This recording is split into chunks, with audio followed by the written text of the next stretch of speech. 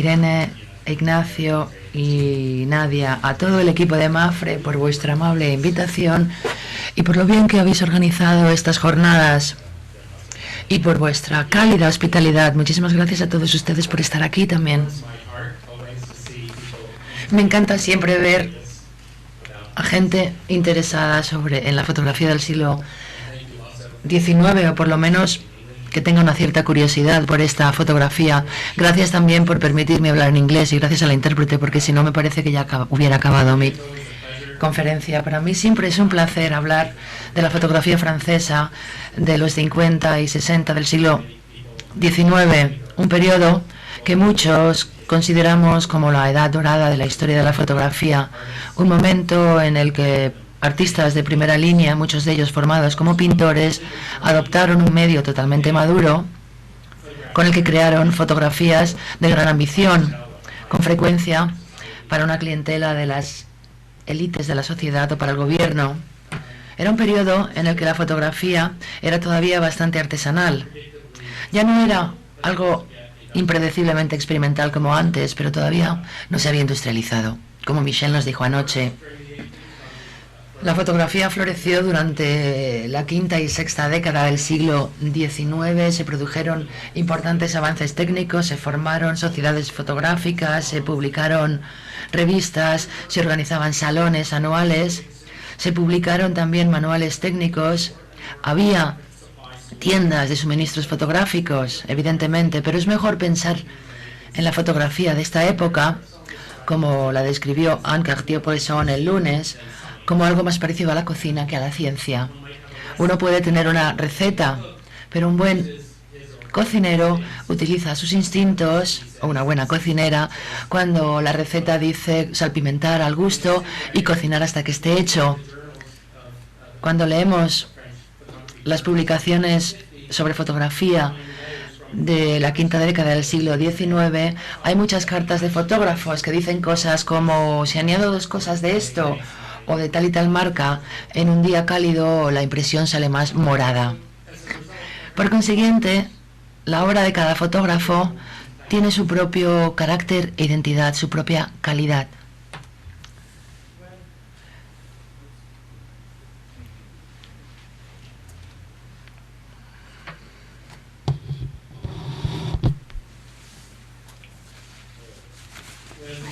Cuando Carlos me pidió que hablase de las primeras fotografías de paisaje y de temas arquitectónicos, al principio pensé hablarles de la ciudad y el campo. Obras como estas de Edouard Baldus, que retrata la Catedral de Amiens y la capilla de San Miguel en Le Puy. Estas fotografías se captaron aproximadamente en 1854. Pero más que hablar de la ciudad y el campo, tema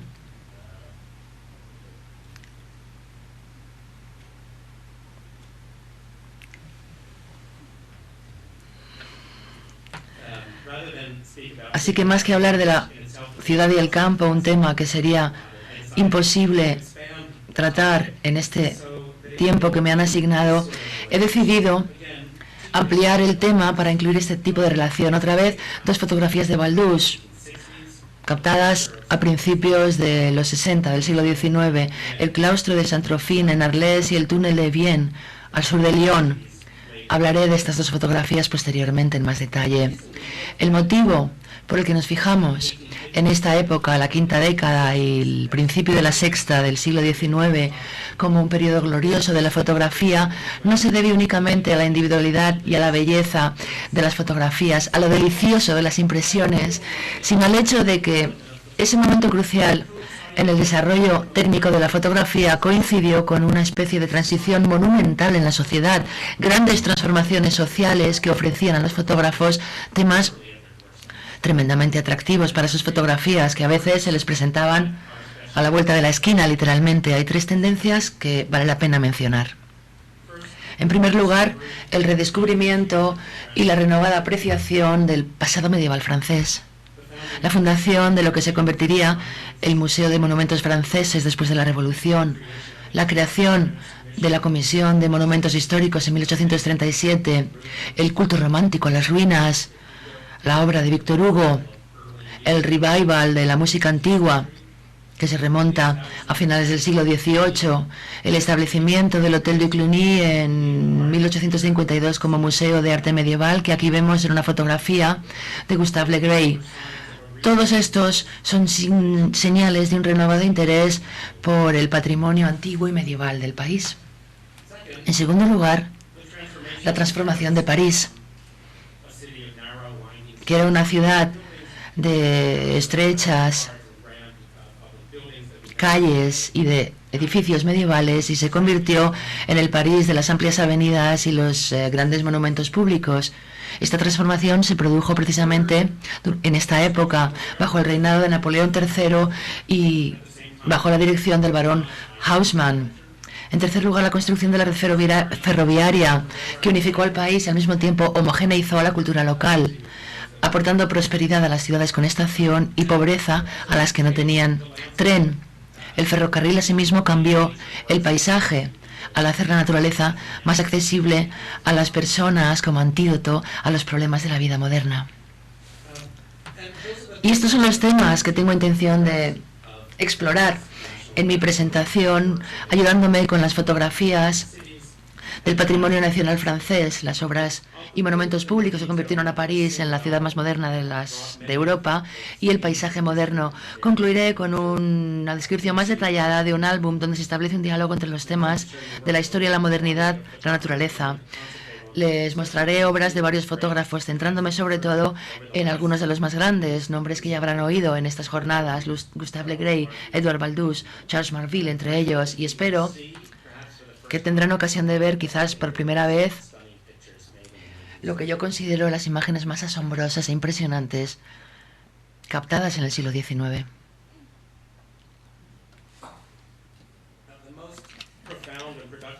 La intersección más profunda y productiva entre la fotografía y la historia adoptó la forma de registros fotográficos patrocinados por la Comisión de Monumentos Históricos. Un organismo del gobierno francés. Michel Frisot nos habló brevemente de este tema durante su presentación ayer. Estas misiones heliográficas, tal y como se denominaban, misiones fotográficas, tenían como objetivo ayudar a la comisión radicada en París a determinar la naturaleza y la urgencia de los trabajos de restauración necesarios en los monumentos que custodiaban.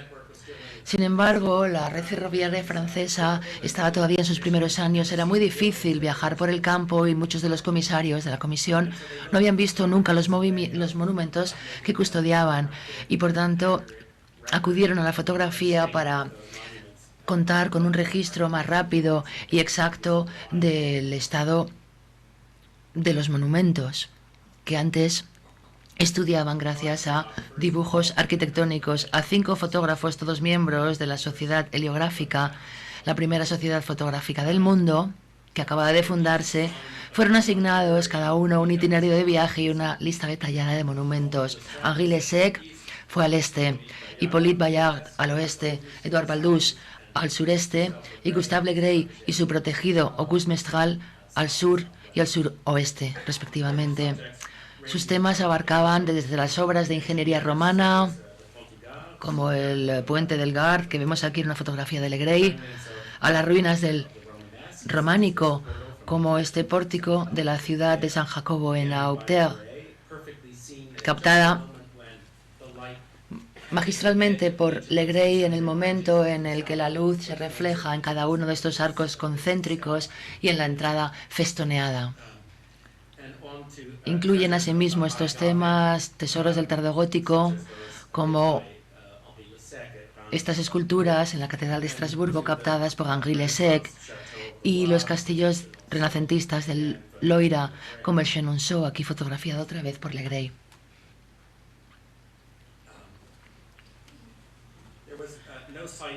Las imágenes más dramáticas en los itinerarios de Le Gray y Mestral se encontraban en la ciudad de Carcassonne, un modelo de arquitectura militar medieval con fortificaciones del siglo XIII. Sus fotografías son especialmente interesantes para el hombre moderno, puesto que nos proporcionan un registro pictórico muy raro de Carcassonne antes de la amplia reconstrucción realizada bajo la dirección de Eugène Viollet-le-Duc. Pero, sin embargo, esta imagen es mucho más que un documento de la ciudad antes de la restauración. No es una fotografía del antes únicamente. La doble muralla de Carcassonne, jalonada de torres, proporcionaba un vehículo perfecto para que los fotógrafos captaran las sutilezas de la luz y las sombras sobre superficies geométricas. Y también era un tema que resonaba con trascendencia histórica.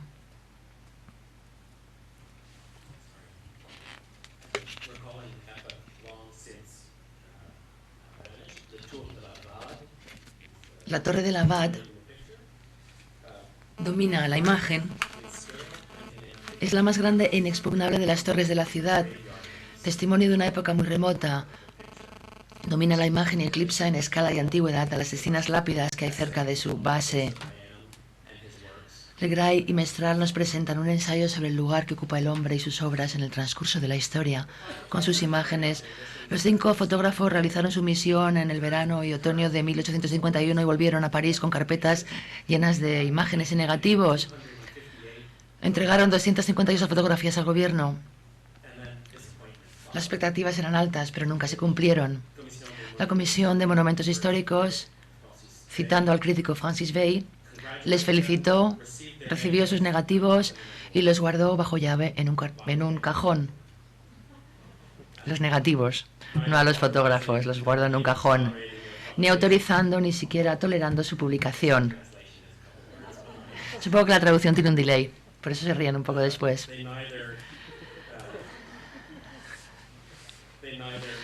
Así que ni las publicaron ni autorizaron su publicación, privando, por tanto, al público de la visión de estas impresiones. A los fotógrafos se les negó la publicidad que buscaban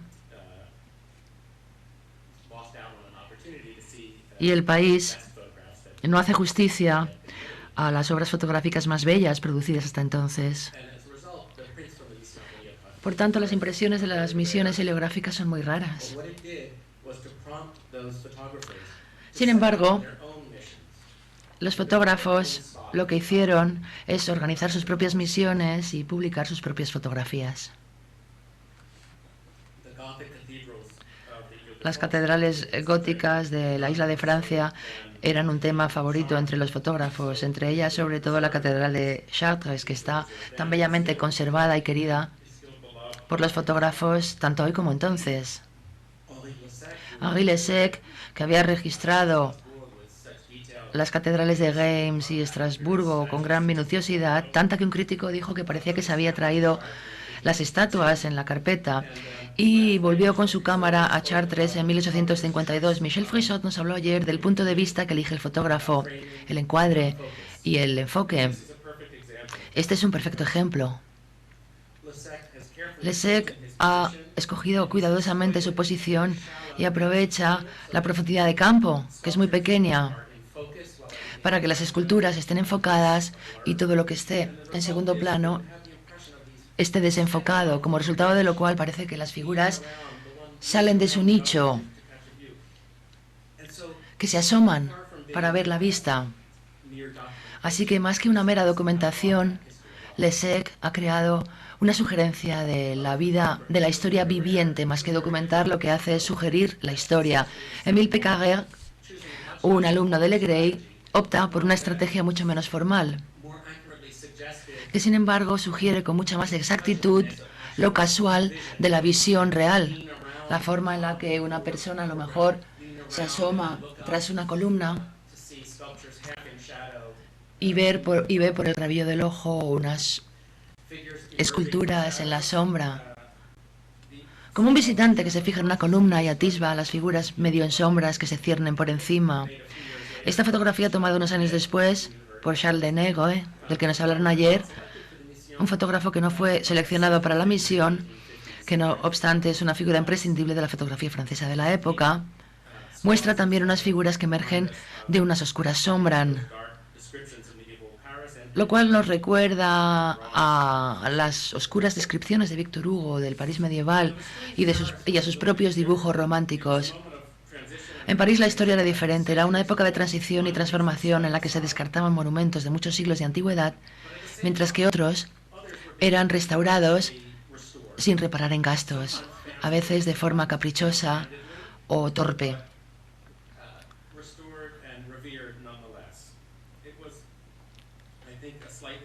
La actitud frente al pasado, en mi opinión, era ligeramente esquizofrénica y se reclutó a la fotografía para dejar testimonio de todo lo que se iba a destruir y de las nuevas construcciones, de todo lo que se iba a construir. Por ejemplo, la restauración de Notre Dame, que sufrió daños deliberados durante la Revolución y fue descuidada en los años siguientes, comenzó en 1845 bajo la dirección de Viollet-le-Duc y duró 25 años. Se encargaron nuevas estatuas, incluida esta escultura de la Virgen y el Niño, obra de Adolphe Victor Geoffroy de Chaume. Aquí Mestral, que recordarán, viajó con Legret en la misión heliográfica,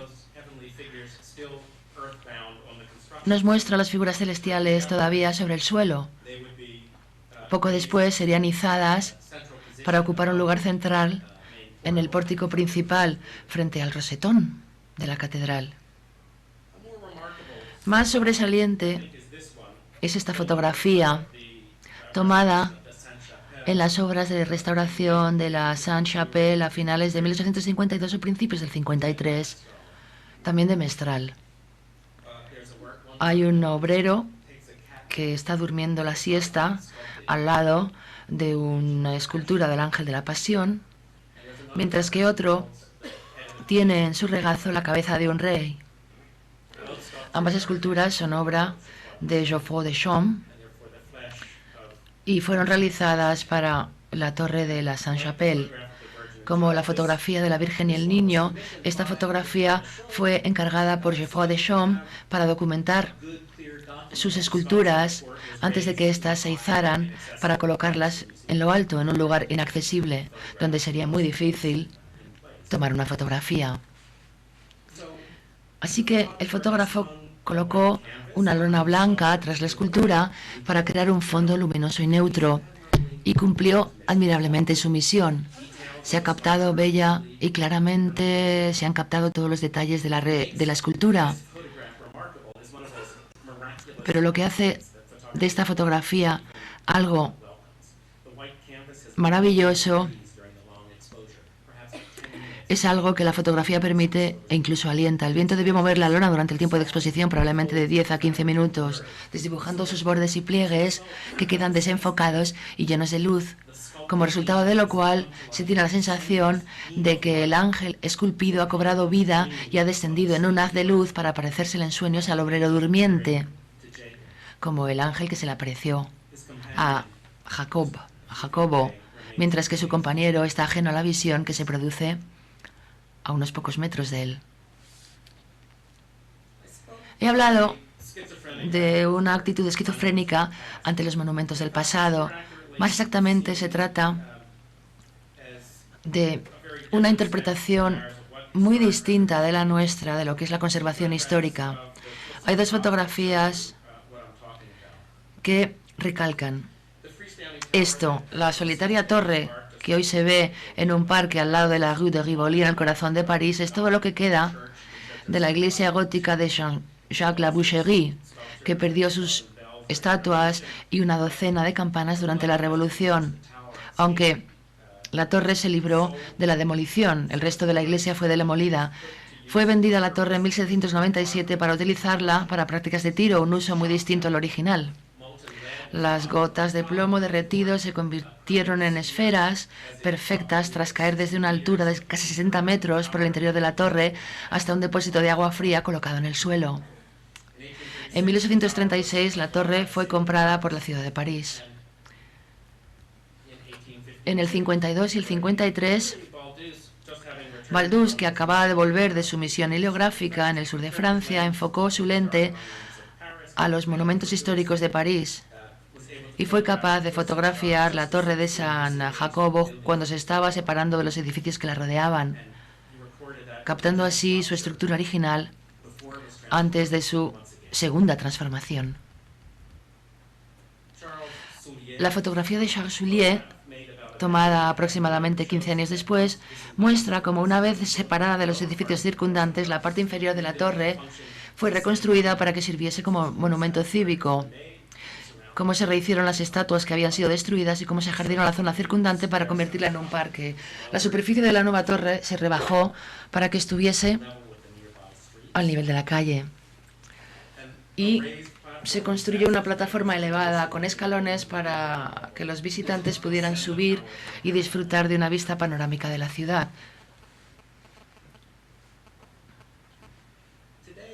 En la actualidad se tiende a considerar que la preservación de monumentos históricos ha de incluir el contexto del monumento, el tejido urbano en el que se encuentra, el mismo tejido del que se estaba despojando a la torre Saint-Jacques en la fotografía de Baldus.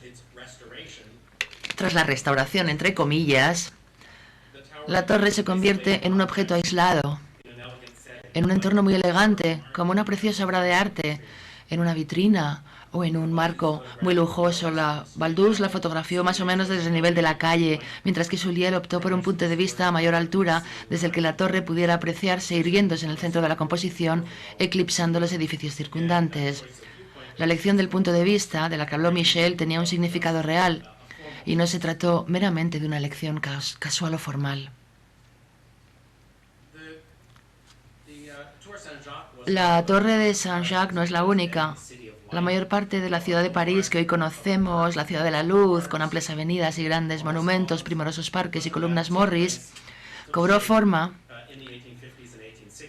en la década de los 50 y 60 bajo la dirección del emperador Napoleón III y su maestro urbanista, Haussmann. Justo cuando Napoleón III, sobrino de Napoleón I, creaba su nueva y rutilante corte, la corte del Segundo Imperio, a expensas de los ideales republicanos de 1848, de la Revolución del 48, los constructores de la ciudad más moderna de la Europa del siglo XIX empezaron a trabajar demoliendo un sinfín de estructuras medievales y desplazando a miles de residentes, cambiando para siempre el carácter ancestral de cada uno de los barrios de la capital de Francia.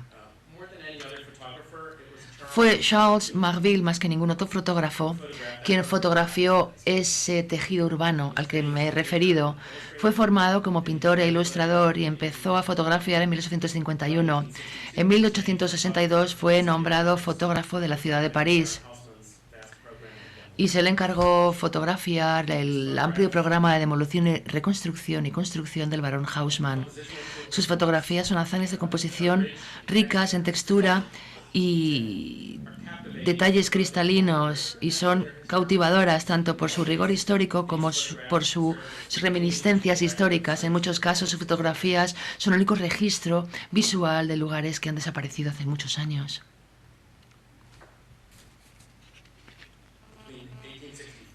Entre 1864 y 1868, Marville realizó más de 450 fotografías de las estrechas calles y los ruinosos edificios de la ciudad moderna, justo antes de que fueran demolidos, a veces minutos antes de que llegase la bola de demolición. Como vemos aquí en el fondo de esta fotografía, los edificios de la Rue Ostiens estaban siendo ya demolidos para despejar el espacio y construir la nueva calle del Puente Nuevo. Cuando Marville tomó esta fotografía, tendemos a admirar fotografías como esta con una cierta nostalgia por un París que se ha perdido, pero Marville y su público es muy probable que tuviesen una sensación mucho menos bucólica y muy distinta a la nuestra. El río Bièvre, el que vemos en esta fotografía, era realmente una alcantarilla. Servía de alcantarilla para 24 curtidurías, 21 fábricas de cuero, 9 fábricas de almidón, 3 de tintes, una fábrica de papel, 2 de algodón, 2 fábricas de harina, 4 lavanderías, una fábrica de velas y jabón y otro tipo de industrias. Poco después de que Marville captara esta fotografía, el río Bièvre fue cubierto y conectado al sistema de alcantarillado de París. Tenemos que tener mucho cuidado con la nostalgia. Es cierto que el plan urbanístico de Napoleón III fue diseñado en parte para facilitar los despliegues militares en la ciudad en caso de insurrección, pero también tenía el legítimo objetivo de convertir a París en una ciudad más segura, más sana y más atractiva. El barón Haussmann construyó unas 100 millas de vías públicas, 12 puentes sobre el Sena, una red de alcantarillado de 300 kilómetros y un sistema de abastecimiento de agua muy moderno. Se construyeron parques y palacios, se restauraron monumentos históricos clave y se ampliaron las lindes de la ciudad considerablemente. Aunque a Marville se le conoce sobre todo por sus fotografías del antiguo París, también fotografió al moderno París que le sustituía, tanto sus grandes edificios como el mobiliario urbano. Aparte de transformar a gran escala el mapa de París, el barón Haussmann transformó la experiencia urbana, la experiencia a pie de calle, puesto que instaló docenas de miles de kioscos, columnas Morris, urinarios públicos, bellas puertas de jardines y sobre todo farolas. Todos estos elementos los vemos aquí en esta fotografía. Cuando Haussmann dimitió como maestro urbanista de Napoleón III, 20.000 farolas de gas habían transformado a París, que antes era un lugar donde los residentes nada más que se atrevían a salir a la calle por la noche si estaban acompañados de guardias armados y faroles, en esta ciudad de la luz. En esta fotografía de la última serie de Marville, la marea humana pasa ante nuestros ojos como una imagen borrosa iluminada por las farolas del Boulevard de Sebastopol, que se yerguen como orgullosas centinelas de la moderna ciudad. El más ambicioso de los proyectos de Napoleón III era el nuevo Louvre, la construcción de módulos o de alas que conectasen el Louvre con el Palacio de las Tullerías y la destrucción de los edificios existentes para dejar espacio para la construcción de lo que luego sería el enorme patio de las residencias imperiales. Cumple el sueño de varios soberanos franceses, Napoleón III, puesto que busca conectar de forma literal el Segundo Imperio con el noble legado de Catalina de Medici y Luis IV Baldus, el mejor fotógrafo arquitectónico de la época, fue el encargado de realizar un registro visual de la construcción que empezó en 1854. Se le pidió que documentase el proceso piedra a piedra, y estoy citando. Baldus tomó miles de fotografías de modelos de escayola, de estatuas acabadas y de obra ornamental en piedra. Fotografías cuyo objetivo original era formar parte de las carpetas de los albaniles, justo con contratos, pagos por obra y demás. Aunque en última instancia estas fotografías, las fotografías detalladas junto con panorámicas de los pabellones acabados, fueron impresas para una serie de álbumes que Napoleón III entregó como regalo a los soberanos europeos. Esta fachada a punto de completarse en la fotografía es la que da a la Rue de Rivoli, frente al Palacio Real, y es ahora la entrada del Museo del Louvre. La entrada a través del arco principal conduce a la pirámide de vidrio diseñada por I.M. Pei. Además de cumplir admirablemente su función como documentalista, estas fotografías son una clara demostración de la capacidad sin precedentes de la fotografía para plasmar el juego de luces y volúmenes y registrar hasta el último detalle sin que medie ninguna convención pictórica ni estilo personal de dibujo, ni ninguna tendencia de lo que es pintoresco. Se convirtió esto en un estándar fotográfico. La ópera de París, diseñada por Charles Garnier, Es el único monumento del Segundo Imperio que puede rivalizar con el Louvre. Para la construcción de este edificio neobarroco de elaborada decoración tuvo que despejarse una amplia zona. Su construcción duró hasta 1875, en enero, más de 4 años después de la muerte de Napoleón III. Junto con un sinfín de operarios y albañiles, participaron 65 escultores en la obra, que se encargaron de la creación de las estatuas y de los adornos de la ópera. Como en el nuevo Louvre, la construcción de la ópera tuvo su fotógrafo oficial, en este caso Louis-Émile Dugandel, quien realizó cientos de fotografías de los elaborados detalles decorativos, tallados y pintados y del edificio. En esta fotografía vemos a los talladores de piedra trabajando a 60 metros de altura, tallando las inmensas guirnaldas de fruta que forman el friso decorativo de la caja escénica del teatro.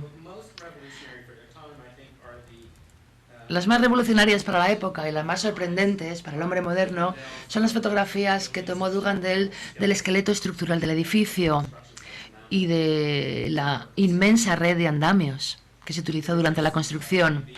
Imágenes como esta revelan la doble naturaleza de la Ópera de París. Bajo la mampostería tradicional, aunque muy adornada, encontramos una armadura industrial moderna hecha de hierro.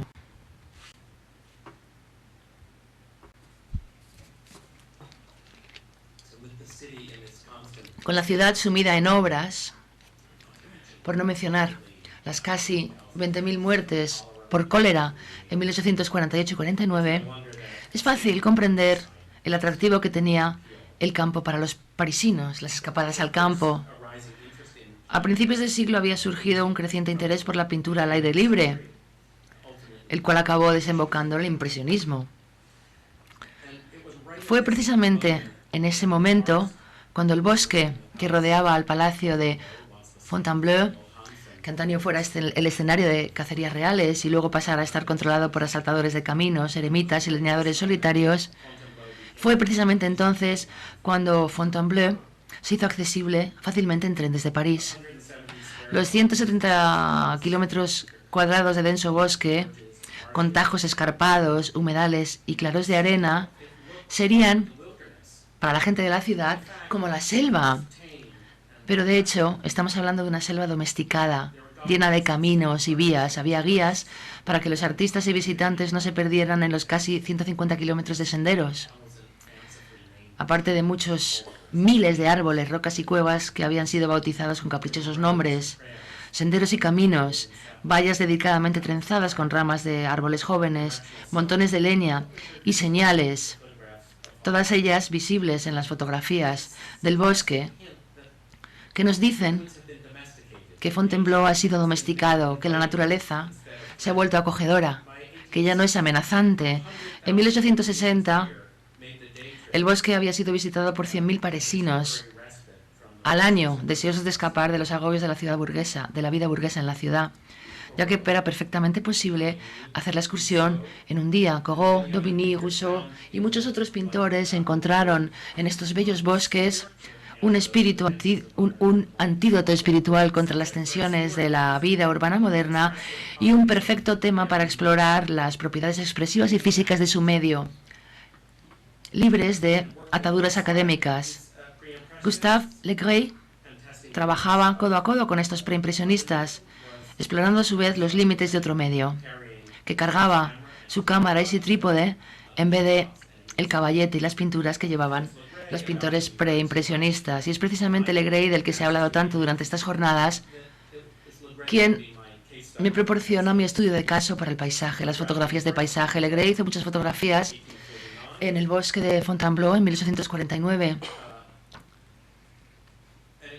Y es esta parte de su obra, junto con el manual técnico que publicó al año siguiente y su labor docente como instructor de muchos fotógrafos en ciernes, la que conocía la Comisión de Monumentos Históricos antes de seleccionarle para una misión heliográfica en 1851. En sus primeras fotografías del bosque, Le Gray quería transmitir la sensualidad, la experiencia sensual del bosque. En vez de ofrecernos un inventario de detalles precisos, Le Gray traduce el mundo observable y lo convierte en una evocación que podríamos denominar pictórica de la luz, la textura y la atmósfera. La maraña de ramas, líquenes y vegetación se urde en un tapiz con un motivo general, un motivo único. Como sus amigos pintores, el interés de Legree parece ser plasmar la luz y la sombra, la atmósfera y la sustancia en pinceladas de diversos tonos, sacrificando los detalles de la escena para plasmar la descripción de su experiencia sensorial. Esta característica de la fotografía con negativo de papel, conocida como efecto pictórico, fue explotada conscientemente por los primeros fotógrafos y constituyó el punto de partida para Barbizon y los impresionistas.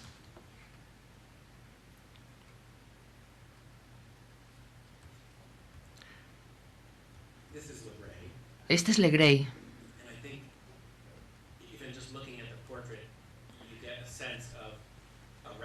Viendo este retrato, creo que se percibe claramente su inquieta naturaleza. Quizás para evitar el aburrimiento y los problemas económicos del estudio fotográfico que había abierto en el Boulevard de los Capuchinos, que posteriormente sería de Nadal y serviría de sede para la primera exposición impresionista, quizá para evitar el aburrimiento y las presiones financieras, volvió al bosque a mediados de los 50 con una cámara más grande y negativos en placa de vidrio. En contraste con la titilante abstracción de sus primeras fotografías del bosque, estas otras tienden a resaltar los efectos generales de luces y sombras y se centran en los viejísimos robles a los que el bosque debe su fama, árboles con nombres curiosos como la abuela roble o la reina blanca. Vamos a ver un par de ejemplos de estas fotografías. En esta, que es particularmente bella en mi opinión, Legree se centra en un arbusto aparentemente insignificante o de una serie de ramas aparentemente insignificantes que brotan de un tronco. También apunta su cámara hacia la luz, en contra de las reglas aceptadas para la buena práctica fotográfica,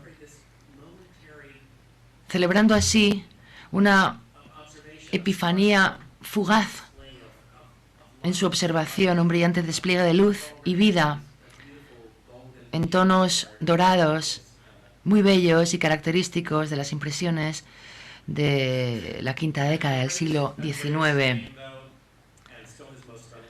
Legree debe gran parte de su fama a una dramática serie de marinas que sigue siendo su obra más impresionante. Esta es la primera fotografía de la serie, El Brig en el agua, de 1856, una de las fotografías más aclamadas y más ampliamente distribuidas de la época. Una fotografía que evoca la idea romántica del individuo enfrentándose solo a la sublime intensidad de la naturaleza. En una época en la que las emulsiones fotográficas no eran todas igualmente sensibles a los colores del espectro, a la mayor parte de los fotógrafos les resultaba imposible conseguir la exposición adecuada para el cielo y el paisaje en la misma fotografía. La mayor parte de las fotografías de paisaje tenían un cielo blanco. Aquí Legree se aprovecha de la superficie reflectante del mar y opta por una exposición que sugiere el ocaso más que el mediodía. En otras obras como esta, La Gran Ola, Legree resuelve el problema imprimiendo dos negativos en una única hoja de papel. Un negativo expuesto para el mar y el otro para el cielo. A veces se trataba de imágenes captadas en momentos distintos o incluso en lugares distintos. Veamos ahora una sucesión de 3 imágenes donde podemos ver las mismas nubes flotando sobre el Canal de la Mancha y el mar Mediterráneo.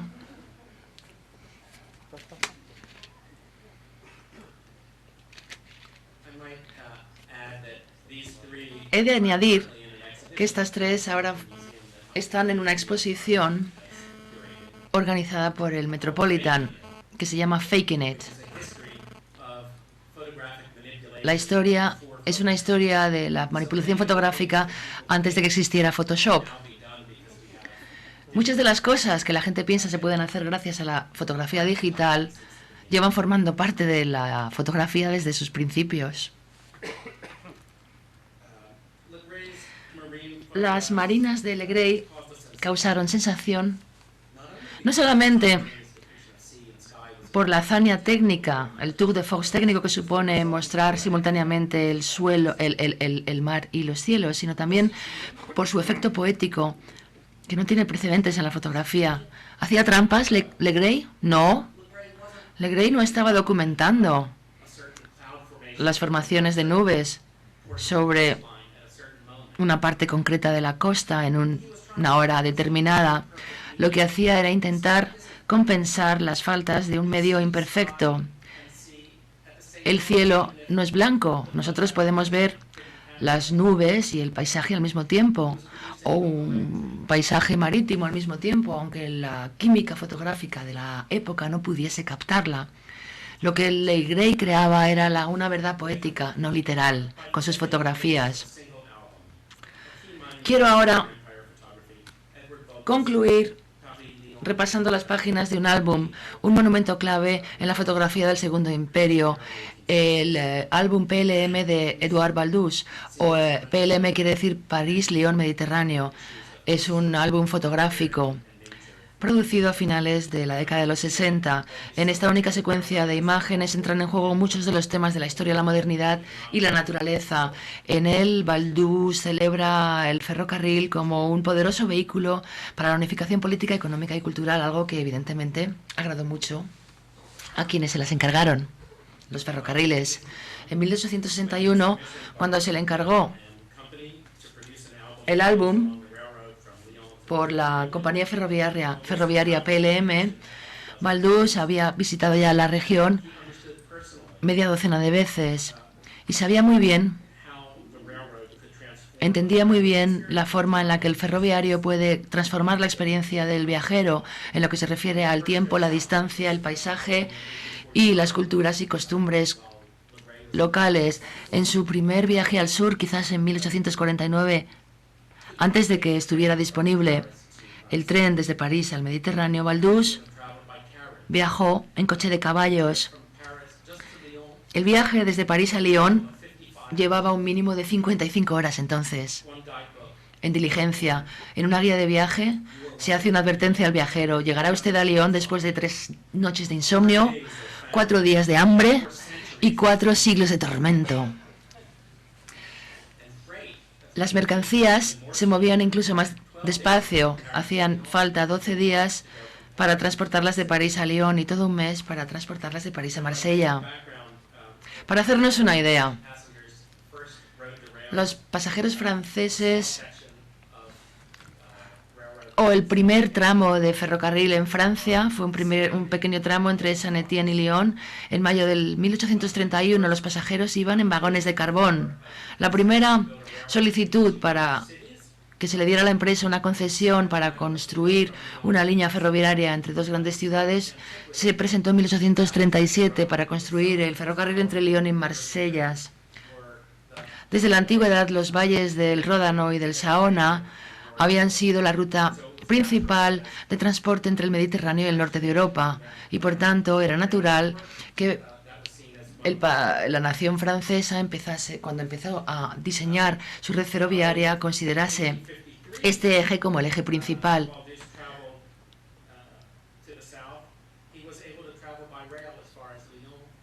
En su segundo viaje, viajó hasta Lyon en tren y luego ya pasó a la diligencia y a las barcas. Luego fue ampliándose la red ferroviaria. En 1857, las compañías que explotaban la red entre París y Lyon y entre Lyon y el Mediterráneo acordaron trabajar juntas y fusionarse 5 años después. El álbum que produjo Baldus justo antes de esta fusión incluye obras de su periodo más activo, desde fotografías en gran formato con negativo de papel realizadas en 1853 hasta fotografías de negativo en placa de vidrio de de formato más pequeño, de principios de los 60. También contiene algunas de las obras más sobresalientes de todos los géneros que trató Baldus: arquitectura, ingeniería civil, paisaje, historia, modernidad y naturaleza. Por decirlo en otras palabras, el álbum está compuesto de forma magistral en una secuencia de 69 imágenes. El primer grupo de imágenes, que cubre el territorio desde Lyon al puerto de Donzère, se centra en el ferrocarril. 15 de las 20 primeras imágenes muestran estaciones, viaductos, túneles y vías. Luego, como si dejase detrás al tren, el álbum explora las ciudades históricas de la Provenza con sus magníficos monumentos antiguos, fortificaciones medievales, castillos y iglesias.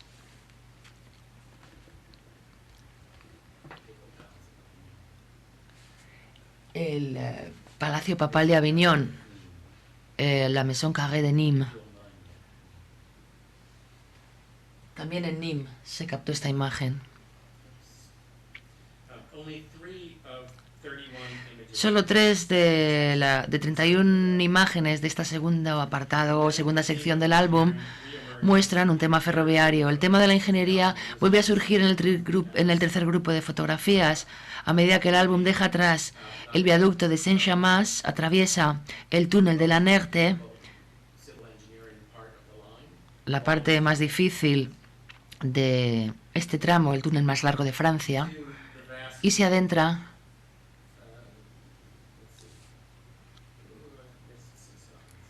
se me han pasado algunas diapositivas, dice el orador, y se adentra en las enormes estaciones de clasificación de Marsella y en el puerto de Marsella.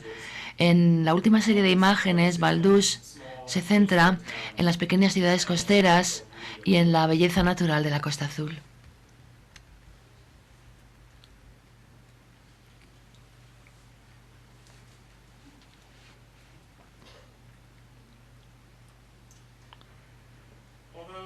Aunque algunas fotografías fueron realizadas especialmente para el álbum, otras ya las tenía Baldus.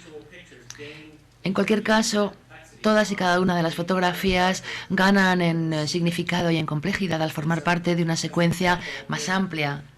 A modo de ejemplo, las 2 imágenes que llaman nuestra atención sobre la importancia de Marsella como vínculo crucial en esta red de transporte, en ciernes.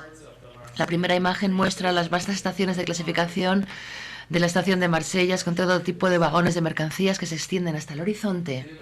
Y en la segunda imagen, el puerto de Marsella puede verse bullendo con los palos y las jarcias de los barcos cargados hasta los topes. Juntas, estas 2 imágenes explican por qué la línea ferroviaria PLM era tan importante para el país: París, Lyon, Marsella. En el álbum, Baldus conecta temas muy distintos, separados geográficamente y por tanto separados el uno del otro en la secuencia de fotografías, utilizando estructuras pictóricas similares, es decir, vincula temas muy distintos mediante estructuras pictóricas comunes. En la estación de Vienne, por ejemplo, encuadra la escena para que todos los elementos de la imagen dirijan la mirada hacia el fondo, recorriendo las vías y adentrándose en la oscura boca del túnel. 130 millas al sur en Arles, y unas 30 páginas después en el álbum, Baldus emplea el mismo enfoque en el claustro de Saint-Trophine. Es la comparación que vimos al principio. El túnel moderno y la bóveda de cañón de la galería del claustro medieval se hacen iguales visualmente gracias a la perspectiva, la forma, el tono y el ritmo. Es decir, se igualan visualmente. Asimismo, la estructura compositiva del claustro tiene su eco en las arcadas del anfiteatro romano de Arles y el acueducto de Roquefort, que figuran en las páginas que hay justo después. Esta conexión visual entre temas muy distintos puede verse también en la forma prácticamente idéntica en la que Baldus representa el moderno puente de la Mulatière en el sur de Lyon y el puente de Saint-Benezet en Avignon, que era una de las monumentos más importantes de la Francia medieval, ya que era uno de los 4 puentes que cruzaba el Ródano al sur de Lyon. En estas ecuaciones entre lo moderno y lo antiguo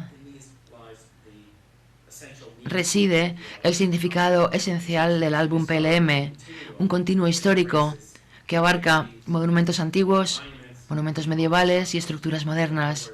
En otras palabras, los frutos de la tecnología y la ingeniería del Segundo Imperio se muestran como descendientes naturales del pasado arquitectónico francés. Esta amalgama entre el pasado y el presente encuentra su máxima expresión en la mitad del álbum PLM.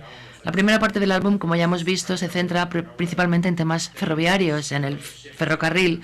Luego la atención se centra en los monumentos de la Provenza, el anfiteatro de Arles, el Arco del Triunfo y el Teatro Romano de Orange, el perfil de Aviñón y panorámicas del Palacio Papal, el puente de San Beneset, el Arco Romano y el mausoleo de Saint-Rémy.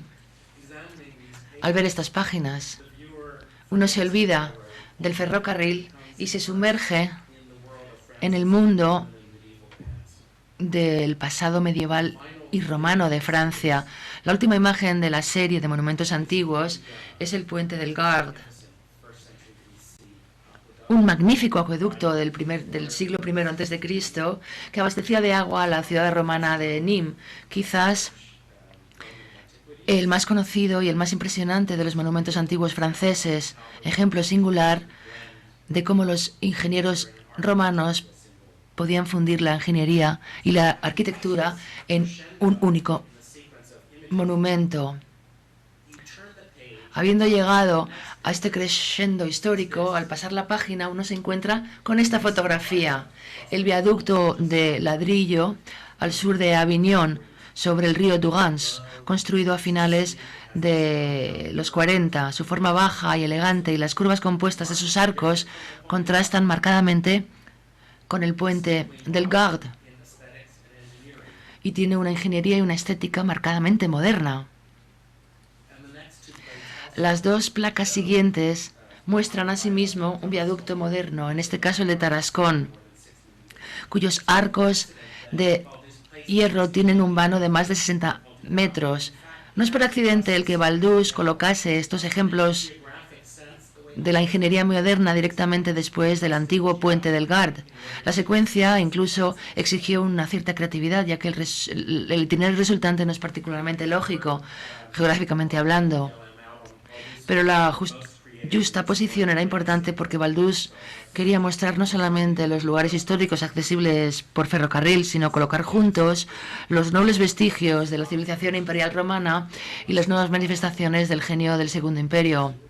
Cuando empezó a trabajar en este álbum, Baldus estaba explorando con mucha creatividad temas de paisaje más que de arquitectura histórica. Y es muy probable que hubiese acabado sus majestuosas fotografías del paisaje de la Ciutat, que están casi al final del álbum. Aquí Baldus suaviza la impresión del abrumador poder y escala de la naturaleza. Estas fotografías se centran en los rasgos del paisaje como si fuesen también monumentos y poseen un equilibrio clásico. Tienen una escala humana, a pesar de la grandiosidad de la escena.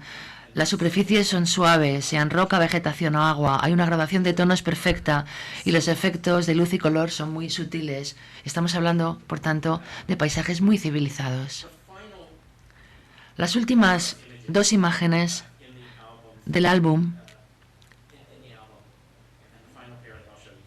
y las últimas que vamos a ver hoy vuelven a recalcar el tema central del álbum, los aspectos o las ventajas civilizadoras del ferrocarril. No nos olvidemos de quién le encargó este trabajo a Baldus.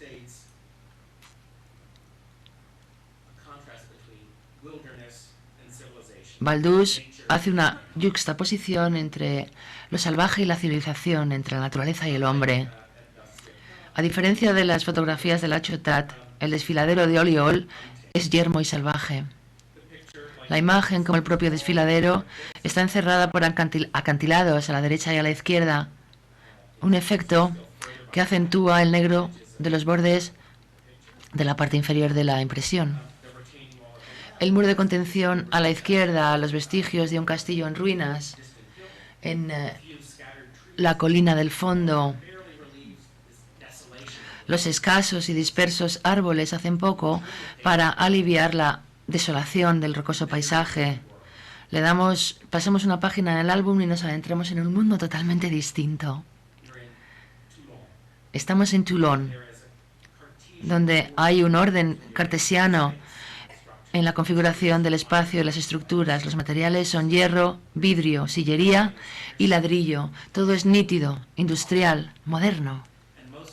Y lo que es más dramático, las vías que se describían como la gran demarcación, la gran línea de demarcación entre el pasado y el presente, parecen apuntar hacia Niza, hacia la frontera italiana, líneas que ya se consideraban entonces como la extensión más lógica del tramo PLM. Las vías se dirigen a la frontera y hacia el futuro. Este álbum tiene una mezcla. En álbum PLM de Maldus, donde se mezcla la arquitectura histórica con la ingeniería moderna y el paisaje natural, es una demostración visual de la idea que en 1837 expresó el director de Ingeniería Civil en apoyo de una red ferroviaria planificada a nivel nacional y muy desarrollada. Él dijo: las carreteras son el camino de la agricultura. Los canales y ríos son las vías del comercio. Las vías férreas son el camino del poder, la ilustración y la civilización. Muchas gracias.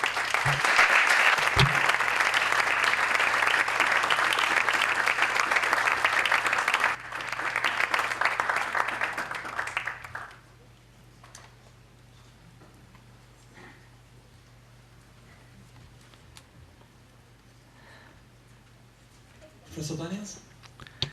Here. I wanted to ask you about Quiero preguntarle algo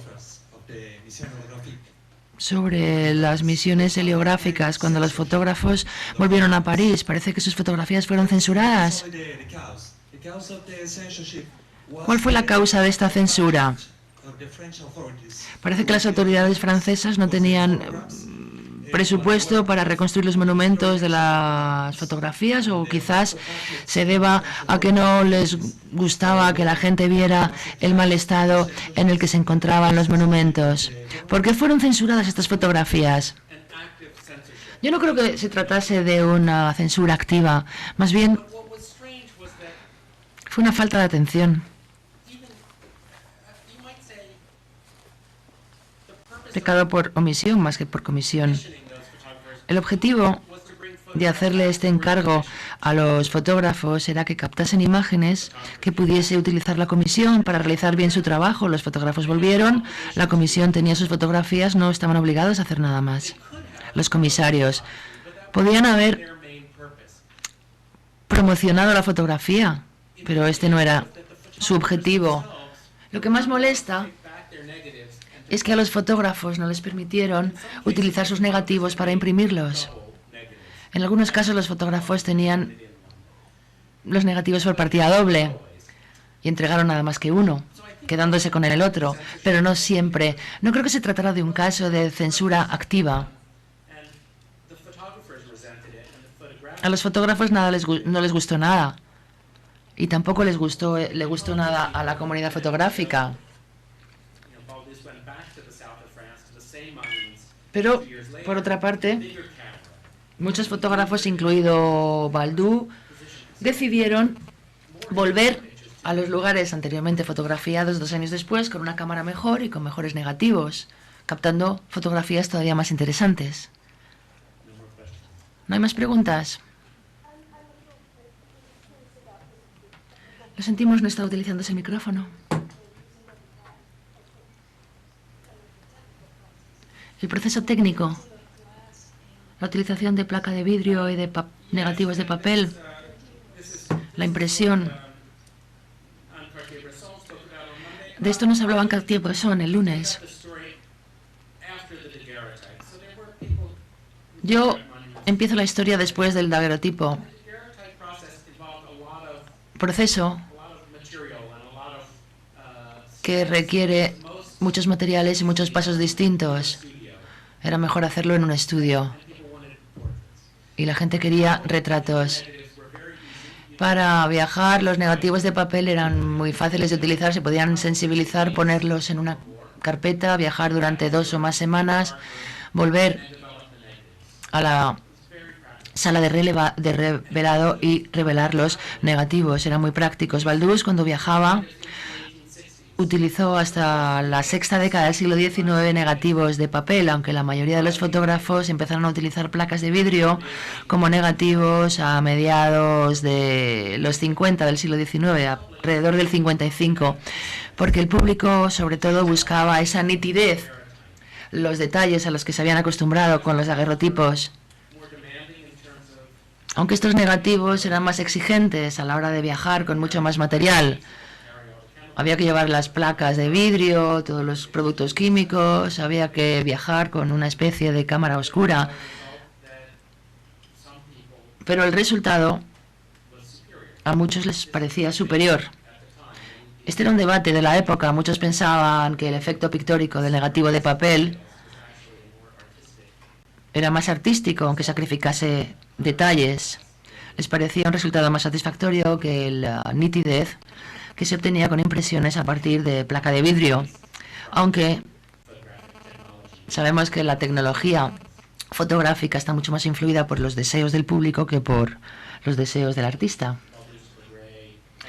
Baldús, Legray y otros fotógrafos utilizaban negativos de papel y luego más tarde de placa de vidrio. De esta charla es el uso de la fotografía como un instrumento del poder, por decirlo así. Se ha hablado de la compañía del ferrocarril, de la documentación de las grandes obras del Segundo Imperio, etcétera, ¿no? ¿Cómo se desarrolla el equilibrio entre este uso, digamos, político imperial de la fotografía y un uso más personal durante esta época?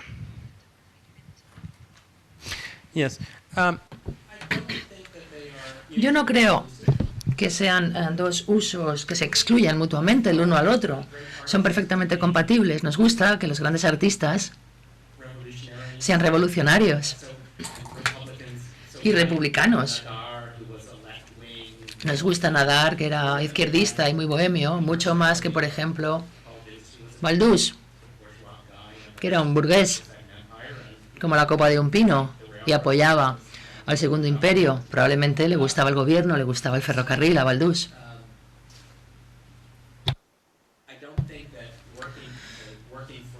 No creo, sin embargo, que el hecho de trabajar para una empresa ferroviaria y producir un álbum en celebración de esta industria se opusiese necesariamente a la propia visión que tenía el artista sobre los efectos del ferrocarril. No me parece que Baldús suprimiese en absoluto sus puntos de vista políticos o sociales para celebrar algo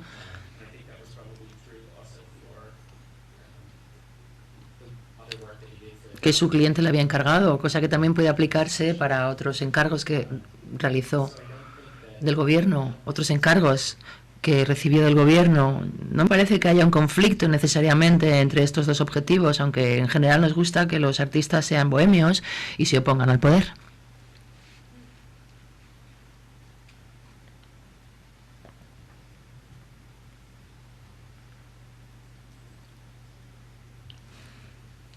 Buenas tardes. ¿Los políticos de aquella época no tenían interés en que se reflejara su poder, por ejemplo, en grandes paradas militares o acontecimientos políticos públicos? ¿O es que, bueno, no es el tema de esta charla, o tal vez ese tipo de acontecimientos empezaron a tener interés más tarde en el desarrollo de la fotografía? There certainly are examples. Ciertamente hay ejemplos de estos acontecimientos. El primero que se me ocurre es el de Legrey, al que el gobierno le encargó fotografiar las maniobras militares y la visita del emperador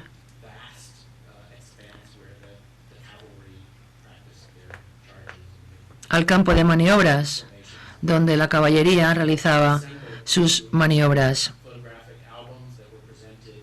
Y como resultado de estas fotografías se compilaron álbumes fotográficos que se entregaron a los generales de la época. Evidentemente entonces no había tanta fotografía de reportaje como ahora, no era tan inmediata como lo es en la actualidad. Pero la fotografía claramente pudo utilizarse y podía utilizarse como vehículo para expresar el poder. Cuando Napoleón III compiló álbumes con todas las fotografías que hizo Baldus del proceso de construcción del Louvre, álbumes que entregó como regalo a los monarcas europeos, evidentemente su objetivo era vanagloriarse de su poder y de esta magnífica residencia que se acaba de construir. Y de la construcción del nuevo París. ¿Respondo con esto a su pregunta? Bueno, pues muy bien por las conferencias de ayer y de hoy, ¿no?, sobre la historia de la fotografía. Mi pregunta está también un poco desplazada y se liga un poco con la anterior, ¿no? En el título de su conferencia aparecen los términos historia y modernidad, y usted lo ha explicado muy bien. Yo creo que la modernidad que usted presenta estaría un poco bajo el ideal del progreso, ¿no? Es decir, y la articulación de pasado, presente en aquel momento. Yo quisiera distinguir entre modernidad y contemporaneidad. Ayer el señor Frisó presentó una fotografía desde una ventana que eran los eventos revolucionarios de 1848. Y si hay, en este sentido, y en el periodo que usted analiza, no lo que es la expresión del poder, sino la expresión de los acontecimientos de la vida cotidiana que son significativos del periodo.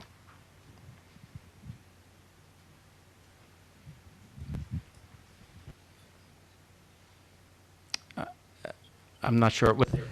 ¿Me ha hecho usted una pregunta o no? Es que no estoy seguro. En cualquier caso, tiene usted toda la razón. La modernidad y el progreso no son necesariamente la contemporaneidad. Cuando hablamos, por ejemplo, de los pintores de la vida moderna, gente como Manet, escenas de calle, estamos hablando de algo muy distinto. Estamos hablando de algo al que la fotografía no se le daba entonces demasiado bien captar. Hemos visto la imagen de los tres desollinadores ayer, que podríamos quizás comparar con una escena de calle en un cuadro impresionista. Pero este tipo de imágenes no formaban del todo parte de la fotografía todavía. Era un poco más el interés testimonial, no de la producción científica, de los monumentos, en fin, etcétera, sino de los acontecimientos históricos del momento.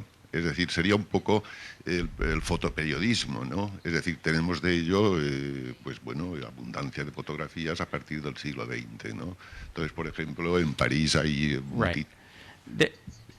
There was not in En la época a la que me he referido, la década de los 50 y principios de los 60, en el siglo XIX, no había fotoperiodismo. El medio fotográfico no era todavía capaz de realizar un reportaje instantáneo. Baldus fue en el 56 al sur de Francia para documentar las inundaciones del Ródano y registró la destrucción, las casas destruidas, el valle del Ródano inundado, aunque no tenía los medios necesarios para captar las imágenes que hoy esperaríamos de un fotoperiodista en una inundación. Necesitaba exposiciones de 10 minutos o más. Trabajaba entonces con negativos de papel. Ayer Michel habló de lo que podía y no podía hacer la fotografía. Y en la época a la que me he referido, la fotografía no podía todavía hacer lo que podríamos esperar hoy del fotoperiodismo.